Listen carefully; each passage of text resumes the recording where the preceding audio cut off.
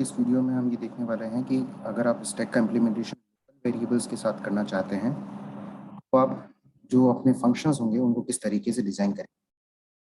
Previous वाले lecture का video link जो है वो मैं आपके डिस्क्रिप्शन बॉक्स में डाल दूंगा, जिसमें हमने ये देखा था कि अगर हमारे पास जो वेरिएबल्स हैं और जो स्टैक एरे हमने क्रिएट किया है वो अगर ग्लोबल है तो उस पर पुश और pop.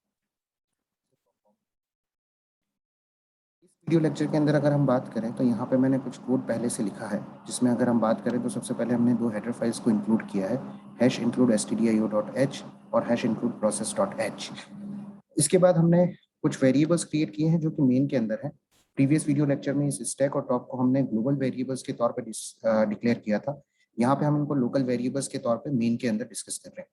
So what is the basic difference between local variables and global variables?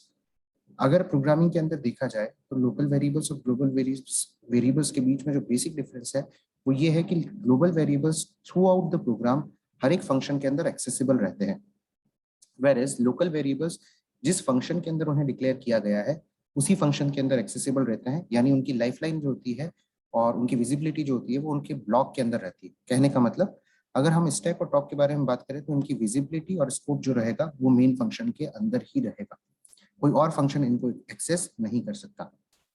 तो अगर हमें push pop peak display operations perform करने हैं तो हमें फंक्शंस के अंदर कुछ बेसिक चेंजेस करने पड़ेंगे। प्रीवियस लेक्चर में जहां हमने बात की थी ग्लोबल वेरिएबल्स के साथ, हमने सभी फंक्शंस को no return without argument prototype से डिजाइन किया था। यहाँ पे हमें फंक्शंस के अंदर कुछ रिटर्न टाइप और कुछ आर्ग्यूमेंट्स रन टाइम पे पास करने पड़ेंगे अगर हम वही ऑपरेशंस लोकल वेरिएबल्स के साथ परफॉर्म करना चाहते हैं स्टैक के ऊपर। सो कैसे कैसे डिजाइन करेंगे? सबसे पहले हम पुश ऑपरेशन के बारे में बात कर रहे हैं, जिसकी प्रोटोटाइपिंग में मैंने रिटर्न टाइप रखा है और साथ में मैंने दो वेरिएबल्स भी रखे हैं जिनको हम यहाँ पे डिस्कस करेंगे। पुश ऑपरेशन जो मैंने लिखा है तो मैंने दो आर्ग्यूमेंट के तौर पे एक एरे और एक इंटीजर वेरिएबल को पास किया है। रिटर्न टाइप में मैंने यहाँ पे इंटीजर को लिया है। ऐसा क्यों किया गया है? क्योंकि अगर हम पुश ऑपरेशन के बारे में देखें, अगर आपने प्रीवियस वीडियो लेक्चर को अटेंड किया होगा, सो यू मस्ट अंडरस्टैंड कि जब भी हम पुश ऑपरेशन परफॉर्म करते हैं तो स्टैक के अंदर एक नए एलिमेंट को इंसर्ट किया जाता है और साथ में टॉप एलिमेंट जो है के अंदर की वैल्यू को भी हम अपडेट करते हैं। सो टॉप जो मेरा वेरिएबल होता है वो बेसिकली हमेशा स्टैक की लेटेस्ट इंसर्टेड एलिमेंट जो होता है उसकी इंडेक्स लोकेशन को अपने पास स्टोर करके रखता है। सो अगर इसको अपडेट करना है तो हमें क्या करना पड़ेगा? सर, सबसे पहली चीज, हम जब मेन के अंदर से पुश ऑपरेशन को कॉल करेंगे तो हमें इस स्टैक को, जो कि लोकल वेरिएबल है मेन का, प्लस इस टॉप की रिसेंट वैल्यू को यहाँ से पास करना पड़ेगा एज एन आर्ग्यूमेंट। इसीलिए हमने पुश के अंदर दो आर्ग्यूमेंट्स को डिफाइन किया गया है। इसी तरीके से रिटर्न टाइप में इंट क्यों लिया है? सर, जब ये पुश ऑपरेशन टॉप की वैल्यू को अपडेट कर देगा फंक्शन के अंदर, तो वहां से हम टॉप की वैल्यू को वापस से रिटर्न करेंगे मेन के अंदर, जहां पे इस टॉप की वैल्यू को अपडेट किया जाएगा। सो इस वजह से हमने रिटर्न विद आर्ग्यूमेंट वाले फंक्शन को यूज किया है। In short, push operation stack के साथ साथ टॉप के अंदर चेंजेस करता है, इसलिए हमने इन दोनों को आर्ग्यूमेंट के तौर पर पास किया है और टॉप की वैल्यू को वापस से रिटर्न किया है। अपडेटेड स्टैक को रिटर्न करने की रिक्वायरमेंट क्यों नहीं है? सर, अपडेटेड स्टैक को रिटर्न करने की रिक्वायरमेंट इसलिए नहीं है क्योंकि in general we all know कि एरे के अंदर जब हम काम करते हैं और उसे एज एन आर्ग्यूमेंट पास किया जाता है फंक्शन के अंदर, तो वो कॉल बाय रेफरेंस होता है। सो जो भी चेंजेस आप नीचे वाले फॉर्मल आर्ग्यूमेंट के अंदर करेंगे वो आपको एक्चुअल आर्ग्यूमेंट के अंदर नजर। डेफिनेशन के बारे में हम बात कर लेते हैं। नेक्स्ट डेफिनेशन में हम बात करेंगे इंट पॉप के बारे में।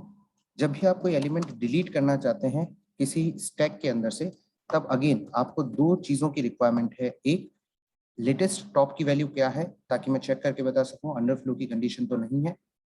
दूसरा, जब मैं इस पर्टिकुलर स्टैक में से एलिमेंट को डिलीट कर दूंगा तो मैं टॉप की वैल्यू को अपडेट करूंगा। अगर आप सब जानते हैं पॉप के अंदर हम टॉप को माइनस माइनस करते हैं, तब मुझे टॉप की अपडेटेड वैल्यू को मेन के टॉप के अंदर वापस से कॉपी करना पड़ेगा। इसलिए मैंने यहाँ पे रिटर्न टाइप के तौर पे इंट लिया है। पुश और पॉप ऑपरेशन जहाँ पे स्टैक के साथ साथ टॉप के अंदर भी चेंजेस करते हैं, वहाँ दोनों जगह पर मुझे रिटर्न स्टेटमेंट की रिक्वायरमेंट रहेगी। नेक्स्ट हम बात करते हैं पीक ऑपरेशन की। पीक ऑपरेशन स्टैक के टॉप पर रखे एलिमेंट को डिस्प्ले करता है, परंतु टॉप में कोई भी अपडेट नहीं करता है। इसीलिए यहाँ पे मैं इसका रिटर्न टाइप जो है वो नो रिटर्न ले सकता हूँ, यानी कि वॉइड डिफाइन कर सकता हूँ। लेकिन अगर मुझे कोई टॉप का एलिमेंट डिस्प्ले भी करना है तो मुझे वो स्टैक और टॉप की वैल्यू को एटलीस्ट पास करना पड़ेगा, जिससे मैं स्टैक के टॉप वाले एलिमेंट को एक्सेस कर सकूं। तरीके से डिस्प्ले जो फंक्शन जो हमारे पास है, वो डिस्प्ले फंक्शन भी टॉप के वैल्यू के अंदर कोई भी चेंजेस नहीं करता है, ना ही एरे के अंदर कोई चेंजेस करता है। केवल और केवल इसे टॉप की और स्टैक की वैल्यूज चाहिए जिससे वो उसको प्रिंट करा सके। सो यहाँ पे हमने चारों फंक्शन डिफाइन किए हैं। अगेन पुश ऑपरेशन को मैंने जिस तरीके से डिफाइन किया है वो है रिटर्न द आर्ग्यूमेंट। तरीके से पॉप ऑपरेशन को भी हमने रिटर्न विद आर्ग्यूमेंट फंक्शन के तौर पे डिफाइन किया है, क्योंकि ये टॉप के अंदर चेंजेस करता है और इसको चेंज करने के लिए टॉप और दोनों की वैल्यूज चाहिएंगी।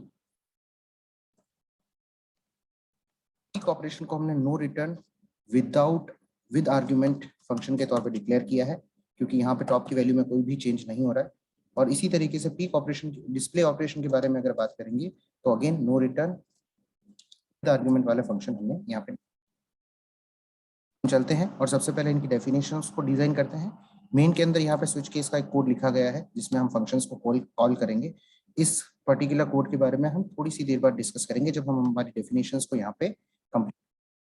ऊपर से हमारे पास दो वेरिएबल्स हैं, एक तो हमारे पास एक एरे है स्टैक नाम से, वो एज एन आर्ग्यूमेंट पास होगा, और एक मेरे पास टॉप नाम का वेरिएबल है जो कि एज एन आर्ग्यूमेंट पुश या पॉप ऑपरेशन के अंदर पास किया जाएगा। सो यहाँ पे उनको हैंडल करने के लिए मैंने एक और एरे क्रिएट किया है इंटीजर स्टैक नाम से ही, और वेरिएबल का नाम भी मैंने इंट टॉप सेम रखा है। एक्चुअल आर्ग्यूमेंट्स और फॉर्मल आर्ग्यूमेंट्स में नेम्स जो होंगे वो सेम हो सकते हैं, बिकॉज इनका स्कोप जो है वो अलग अलग है। अगर हम इसे देखना चाहें तो हम इसको इस तरीके से देख सकते हैं कि मेन के पास अपना कोई लोकल स्टैक नाम का एरे रखा हुआ है और उसने मेन टॉप नाम का एक वेरिएबल और क्रिएट किया है अपने स्कोप के अंदर। लेकिन अगर हम इनके बारे में बात करें तो ये स्टैक और टॉप जो है वो बेसिकली पुश के लोकल वेरिएबल्स हैं। चलिए पहली कंडीशन हम जब चेक करते हैं वो ये करते हैं कि अगर टॉप की वैल्यू इक्वल्स टू 49 है, इसका मतलब आपका जो स्टैक है वो ऑलरेडी क्या है, ओवरफ्लो की सिचुएशन में है। अगर आपका स्टैक ऑलरेडी ओवरफ्लो की सिचुएशन में है तो अगर और एलिमेंट्स इंसर्ट नहीं है।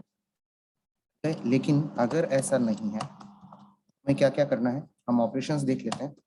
सबसे पहले हमें क्या करना है, सबसे पहले हमें टॉप की वैल्यू में इंक्रीमेंट करना है। Then we have to write print double quotes के अंदर एंटर न्यू एलिमेंट, जो कि हमने पुश ऑपरेशन के अंदर हमेशा किया है।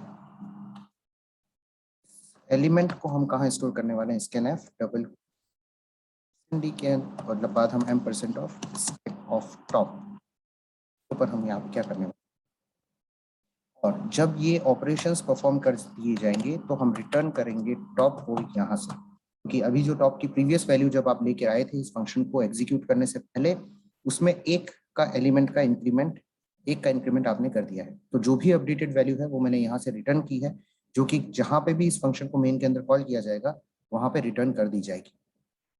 सेकेंड डेफिनेशन के बारे में हम बात करते हैं। हम बात कर रहे हैं पॉप ऑपरेशन के बारे में, जहां पे हमें एलिमेंट्स को डिलीट करना है। आप सभी जानते हैं अगर आप एलिमेंट्स को डिलीट करना चाहते हैं तो सबसे पहली कंडीशन को आपको चेक करनी चाहिए अंडरफ्लो की कंडीशन, जहाँ पे हम ये देखते हैं जिस स्टैक के अंदर से मुझे एलिमेंट डिलीट करने हैं उसमें एलिमेंट एग्जिस्ट करते हैं या नहीं करते हैं। अगर किसी पर्टिकुलर स्टैक के अंदर या एरे के अंदर एलिमेंट नहीं है तो आपके टॉप की वैल्यू जो रहेगी वो क्या रहेगी, -1 रहेगी। स्टैक के साथ आए हुए टॉप की वैल्यू -1 है, इसका मतलब कोई भी एलिमेंट एग्जिस्ट नहीं करता है। लेकिन अगर ऐसा नहीं है तो हमें यहाँ पे प्रिंट एफ करके बता देना चाहिए कि हम कौन से एलिमेंट को डिलीट कर रहे हैं।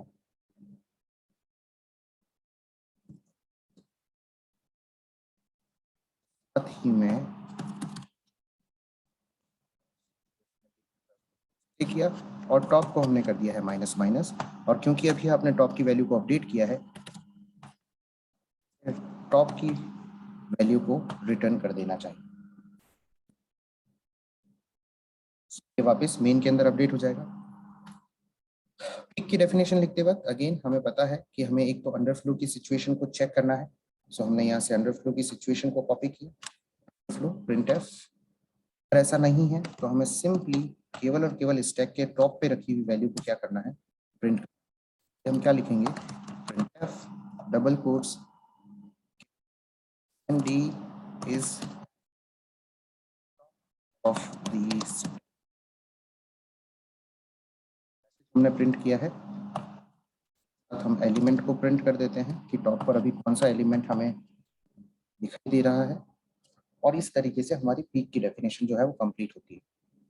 इसी तरीके से डिस्प्ले के ऑपरेशन के बारे में अगर हम बात करेंगे तो अगेन मेन फंक्शन से मुझे स्टैक और टॉप को पास किया गया है, मुझे उस स्टैक की हर एक वैल्यू को प्रिंट करना है।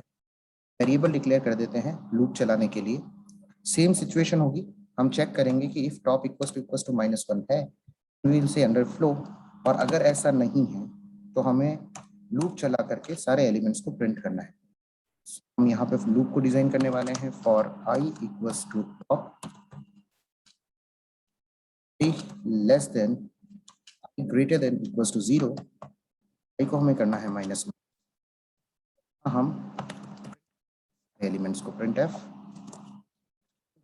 बैकस्लैश n यहाँ पे यूज कर लेते हैं, एक ऑफ आई के सभी एलिमेंट्स को हम यहाँ पे, तरीके से हमने चारों फंक्शंस की डेफिनेशन को लिखा है। लिखते वक्त हमें एक ही चीज ध्यान थी कि सारे के सारे वेरिएबल्स लोकल वेरिएबल्स हैं, इसीलिए अगर फंक्शन ने किसी भी लोकल वेरिएबल की ऊपर से आई हुई वैल्यू को चेंज किया है तो उस वैल्यू को हमें वापस से रिटर्न करना चाहिए मेन। फंक्शन की कॉलिंग के बारे में बात कर लेते हैं, केस नंबर 1 जहां पे हम रिटर्न विद आर्ग्यूमेंट फंक्शन को यूज कर रहे हैं। जब भी टॉप की अपडेटेड वैल्यू आएगी उसको मुझे वापस से टॉप के अंदर ही अपडेट करना है, इस वाले टॉप के अंदर, इसलिए हमने यहाँ पे लिखा टॉप इक्वल्स टू पुश, मैंने कॉल किया, पुश के अंदर 2 आर्ग्यूमेंट्स होने चाहिए, पहले एरे होगा जो कि है, दूसरा टॉप नाम का वेरिएबल रहेगा जो कि अभी रिसेंट टॉप की वैल्यू को यहाँ से लेकर के जाएगा जब हम पुश ऑपरेशन को कॉल। ऑपरेशन के अंदर भी आपने टॉप के अंदर अपडेट किया था, इसलिए आपने टॉप की वैल्यू को रिटर्न कराया है नीचे से, उसको कॉपी किया जाएगा स्टैक के अंदर, टॉप के अंदर आर्गुमेंट के तौर पर पास करेंगे तो स्टैक और टॉप दोनों को ही यहाँ से पास किया जाएगा। केस नंबर 3 का आपको पीक ऑपरेशन है, जहाँ पे आपने कभी भी टॉप के अंदर अपडेट नहीं कराया है, लेकिन क्योंकि आपने बोला है कि यहाँ से हम 2 वेरिएबल्स पास करेंगे, एक एरे होगा स्टैक नाम का और साथ में हम करेंगे टॉप नाम के वेरिएबल को पास।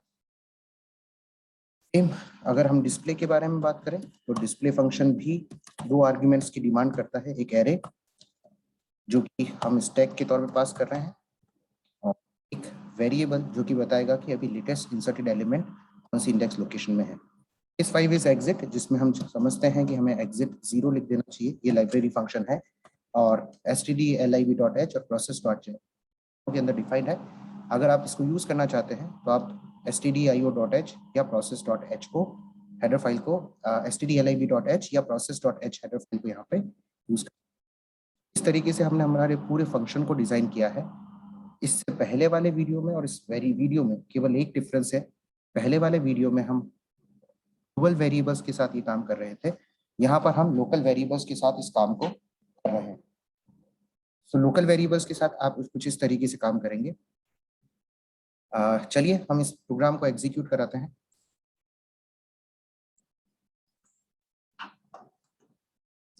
इस प्रोग्राम को एग्जीक्यूट कराने के लिए हमने ऊपर से कंपाइल एंड एग्जीक्यूट का बटन प्रेस किया है।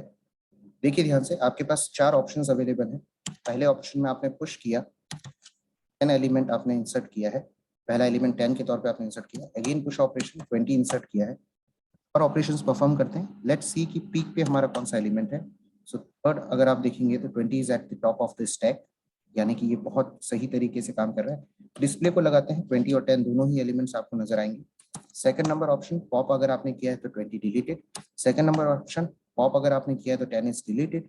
और अगर हमने एक बार फिर पॉप ऑपरेशन परफॉर्म करने की कोशिश की है, उस कंपाइलर ने हमें मैसेज दिया कि आपने अंडरफ्लो की कंडीशन को हिट किया है अभी, क्योंकि आपका स्टैक एम्प्टी हो गया है।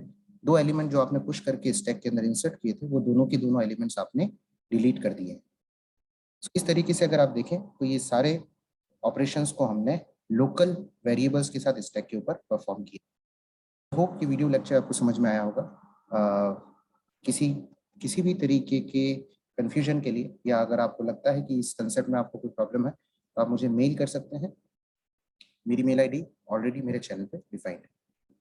Thank you.